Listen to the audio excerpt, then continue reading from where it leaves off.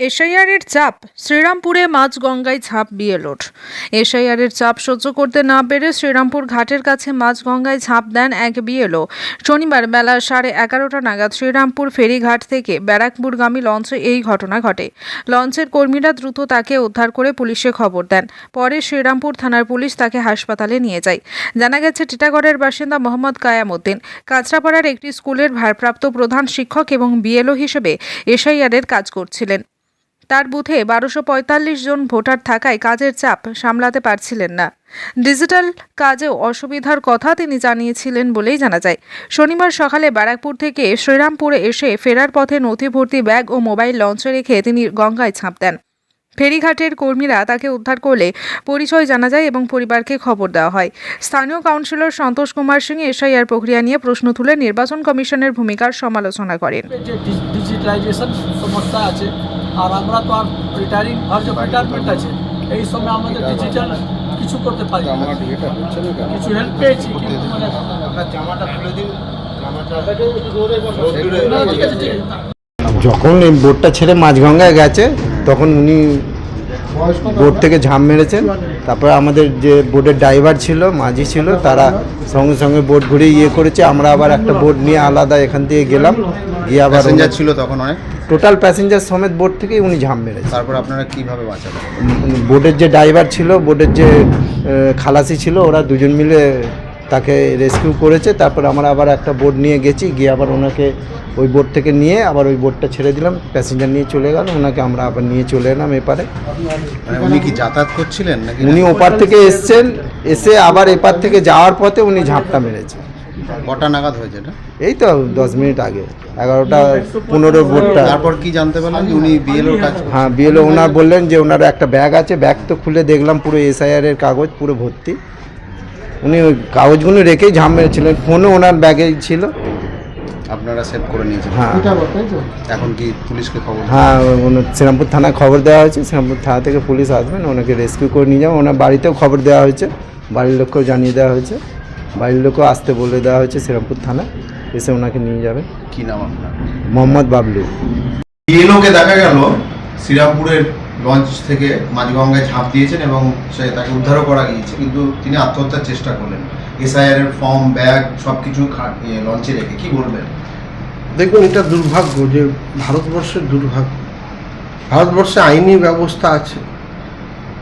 আমি যতদূর জানি যে যুদ্ধ হওয়ার আগেও একটা আলোচনা হয় বা ডিফেন্স করার একটা জায়গা থাকে। মানে বিভিন্ন জায়গায় শুনছি, দেখছি, কাগজে পড়ছি। আজকে সচক্ষে দেখলাম যে শ্রীরামপুর ফেরিঘাট থেকে পার হতে মাঝগঙ্গায় ঝাঁপ। এমডি কামরুদ্দিন, তিনি টিটাগড়ের স্কুল টিচার, উনি কিন্তু পরিষ্কার বলছেন যে উনি টেকনিক্যালি এত ভালো ইলেকট্রনিক জিনিস জানেন না, বারংবার বলেছে। এবং উনার একটা, যেহেতু রমজান মাস চলছে, রোজার মাস, উনার মনে একটা আবেগ কাজ করেছে, যেটা উনি বলছিলেন যে ম্যাপিং হয়ে গেছে, তাও শুনানিতে জোর করে ডাকানো হচ্ছে ওনাকে দিয়ে। তো উনি বলছেন আমি আল্লাহর কাছে কি কৈফিয়ত দেব?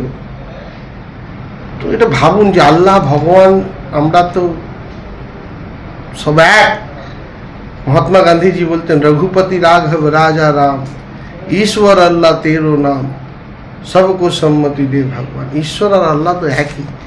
তো আজকে সেই কামরুদ্দিন মতন লোক মারা যাচ্ছে, এই কথা রাজ্য সরকার বারংবার ইলেকশন কমিশনকে বোঝানোর চেষ্টা করেছে, কিন্তু ওনারা কেন বুঝছেন না? এই না বোঝার ফলে কালকে সুপ্রিম কোর্ট যে রায় দিয়েছে যে ইলেকশন কমিশনের মাথার উপর আগামী রায় সারা যুগ যুগান্তর পর্যন্ত থাকবে। অহংকার বেশি ভালো নয়। আজকে এই ধরনের মানুষ, বহু মানুষ আত্মহত্যা করেছে এবং এবার আত্মহত্যা করার চেষ্টা করছে। এটা ইলেকশন কমিশনকে দেখা উচিত এবং আমি আমাদের সাংসদ এবং দলের সর্বস্তর নেতৃত্বকে জানাবো। আপনারা যে অভিযোগটা করছিলেন যে একটা উদ্দেশ্য নিয়ে এই রাজ্যে তাড়াহুড়ো করে এসআইআর করা হচ্ছে, সেই বিষয়টাই সামনে আসছে। একদম উনি বলছেন যে খুবই তাড়াহুড়ো, উইদাউট ট্রেনিং দিতে হবে। তো ট্রেনিং দিলে সবাই তো পরীক্ষা দেয়, সবাই পাস করবে এমন তো নয়। তা বলে কি সবাই স্টুডেন্ট নেই? চাকরি সবাই করছে, তার ভেতরে কিছু কম বেশি কেউ জানে, না তো হতেই পারে। এটা ইলেকশন কমিশন দেখছে না। রাজ্য সরকার যে কথা বারংবার বোঝানোর চেষ্টা করেছে, আমি জানি না যে কেন বুঝছে না। আমি সন্তোষ কুমার সিং, সভাপতি, শ্রীরামপুর শহর তৃণমূল কংগ্রেস। ঘটনাটা দুঃখজনক, কিন্তু ওনার কথার মধ্যে দিয়েই 3টে পয়েন্ট বেরিয়ে এলো। উনি একজন হেডমাস্টার মশাই, গিয়াসউদ্দিন বাবু নাকি নাম আমি দেখলাম। প্রথম কথা উনি বলছেন যে লজিস্টিক ডিসক্রিপেন্সি, তার জন্যই ওনার চাপ। লজিস্টিক ডিসক্রিপেন্সি বলে কোনো কথা নেই, লজিক্যাল ডিসক্রিপেন্সি। এখানে একটা শিক্ষার মানের প্রমাণ পাওয়া যাচ্ছে আমাদের রাজ্যে। 2 নম্বর কথা হচ্ছে উনি বলছেন যে আমার আপলোড করতে পারছি না, আমি টেকনিক্যালি সাউন্ড নই। তাহলে একজন শিক্ষিত মানুষ সে যদি টেকনিক্যালি সাউন্ড না হতে পারেন, তার জন্য তো রাজ্য সরকার দায়ী, কারণ বিএলও উনি, রাজ্য সরকার ওনাকে অ্যাপয়েন্টমেন্ট করেছে। এটা তো কেন্দ্রীয় সরকারের দায়িত্ব নয় বা ইলেকশন কমিশনেরও নয়। 3 নম্বর পয়েন্ট হচ্ছে উনি বললেন যে আমি যেটা বুঝতে পারছি না, আমাকে আমার উপরওয়ালারা সাহায্য করছেন। উপরওয়ালারা কে? ইআরও, ডিএম, তারাও তো রাজ্য সরকারের, তারা কেন সাহায্য করছে না? সুতরাং এই পুরো ইসি ইলেকশন কমিশনের ব্যাপারটাকে ঘেঁটে দেওয়ার জন্যে যেভাবে রাজ্য উঠে পড়ে লেগেছে, এটা তার একটা প্রতিফলন, আর কিছুই নয়। হুগলি থেকে আব্দুল গফফরের রিপোর্ট, নতুন পেগাম।